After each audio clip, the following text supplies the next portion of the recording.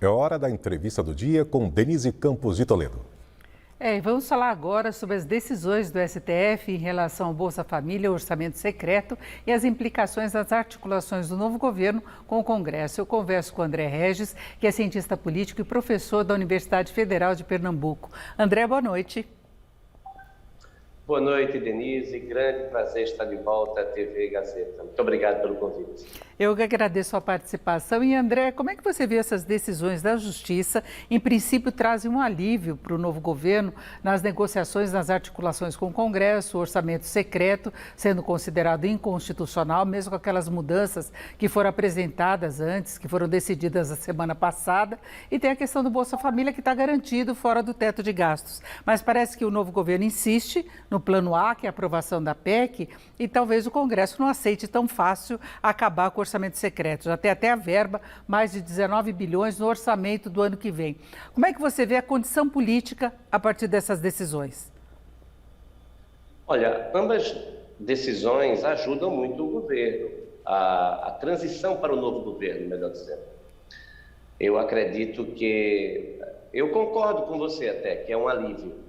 Mas a gente não sabe exatamente a extensão desse alívio. Se será um alívio suficiente para que o governo tenha um melhor relacionamento, melhores condições de relacionamento com o atual Congresso. Porque a grande questão é que nós temos aí um defeito de fabricação no sistema, porque o presidente que foi eleito, ele tomará posse em 1º de janeiro.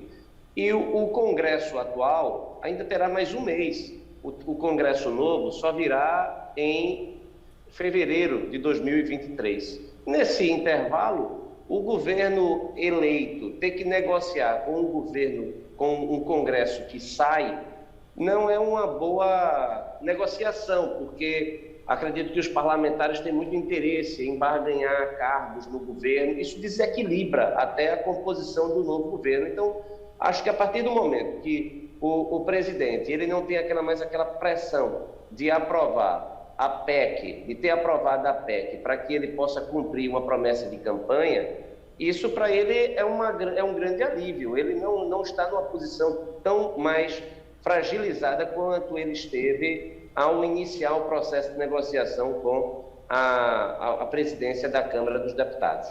Agora, André, a intenção é aprovar a PEC que permitiria uma ampliação do teto de gastos muito maior, que com alguns penduricalhos chega a quase 200 bilhões de reais por ano.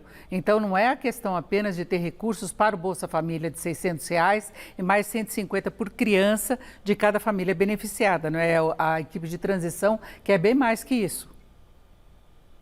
É verdade. A decisão do ministro Gilmar Mendes, decisão monocrática, é importante que a gente diga isso, que foi uma decisão, inclusive do ponto de vista jurídico, um tanto quanto polêmica, porque foi uma decisão em sede de mandado de injunção em um processo que já havia transitado em julgado. Eu acredito que, do ponto de vista jurídico, a decisão é, no mínimo, polêmica.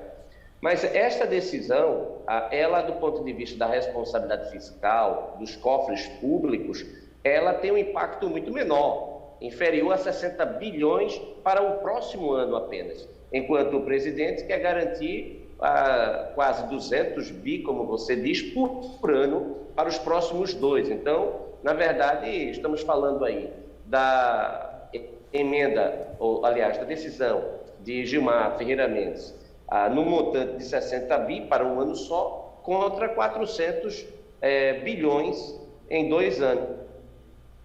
O plano A seria esta opção de PEC, mas em termos de custo, de composição do novo ministério, em termos de necessidade de barganhar agora e talvez com o novo Congresso em fevereiro ter que barganhar novamente. Então, eu acredito que isso dá uma certa tranquilidade para a equipe de transição. Ela não fica na fragilidade, na posição frágil que estava anteriormente à decisão monocrática do ministro Gilmar Ferreira Mendes.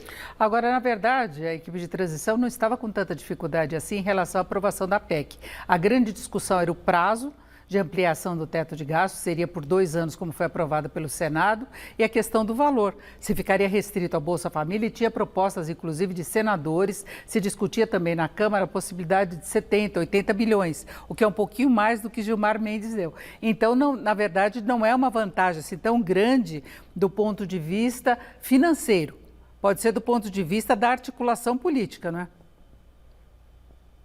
Sem dúvida. Eu acho que do ponto de vista da articulação, o governo se fortalece. Além disso, do ponto de vista do conjunto, fica, vamos colocar assim, patente uma mudança de comportamento entre os 3 poderes.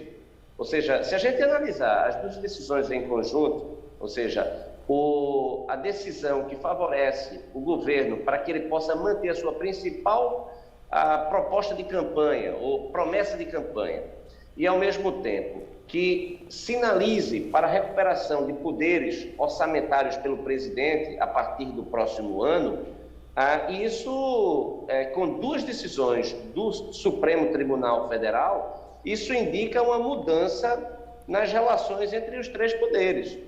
Acho que isso é absolutamente relevante.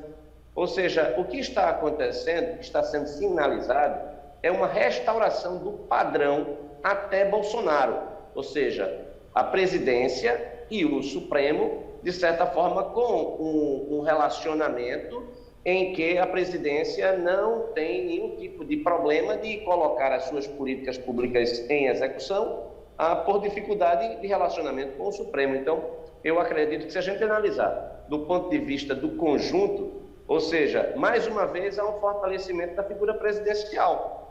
A possibilidade de não estar na dependência do chamado orçamento secreto a partir de agora, ou seja, e principalmente a partir de 2023. E mais essa decisão de você não ter a necessidade de aprovação de imediato, eu acredito que foram boas notícias para a presidência que chega, não é? Agora, André, você lembrou que haverá renovação do Congresso apenas em fevereiro, então haverá uma nova rodada de negociação, provavelmente com uma oposição maior, que é essa a expectativa. Agora, Arthur Lira tende a ser reeleito presidente da Câmara, inclusive com apoio já declarado do próprio PT. Do partido do presidente Lula. Ele concordou com esse apoio até para evitar problemas, mas restringir agora o orçamento secreto e não fazer concessões em troca da aprovação da PEC não pode criar outro tipo de problema, tendo Lira à frente da Câmara? Olha, a gente já viu um filme em que o presidente, em conflito com o presidente da Câmara, ou seja, lembrando aí Dilma Rousseff, Eduardo Cunha, isso não acabou bem para nenhuma das 2 partes, né? Então, esse filme a gente já viu. Foi uma crise institucional que culminou com o impeachment de Dilma Rousseff. Acredito que Lula ele tem essa preocupação, sempre teve até essa preocupação. Agora, é muito sensível, Denise, a posição do Arthur Lira, porque ele depende dos votos, não é de Lula, não, ele depende dos votos dos deputados. Então, a votação é a partir do momento que, inclusive, ele se enfraquece, porque o fim do orçamento secreto é um enfraquecimento para ele, do ponto de vista de posição de renovação do mandato. Ou seja, acredito que esse jogo pode não estar sendo jogado. Acredito que esse jogo pode estar sendo ainda jogado. Ou seja, o que a gente esperava, que Arthur Lira tivesse uma recondução facílima, pode ser, não estou dizendo que vai acontecer, mas nós temos com esses 2 novos episódios um componente novo que pode resultar em novos atores, em novas composições, em busca de uma posição que, repito, é uma posição importantíssima e sempre foi muito disputada pelos deputados. A posição de presidente da Câmara dos Deputados significa o primeiro substituto do presidente depois do vice, né? Então, é uma posição muito importante. E acaba fragilizando um pouco também a reeleição de Rodrigo Pacheco à frente do Senado. Concordo plenamente. Eu acredito, inclusive, que parece que Rodrigo Pacheco e o Arthur Lira, eles atuavam em sintonia completa. sendo o Arthur Lira o porta-voz de ambos, né? Então, acho que isso enfraquece também a posição do Rodrigo Pacheco. Podemos ter também uma disputa acirrada para a presidência do Senado também. São os jogos aí das próximas semanas e a PEC talvez seja decidida ainda nessa semana em relação ao futuro dela. André Regis, muito obrigada. André, que é cientista político, professor da Universidade Federal de Pernambuco. Muito obrigada pela sua participação aqui no Jornal da Gazeta. Uma boa noite.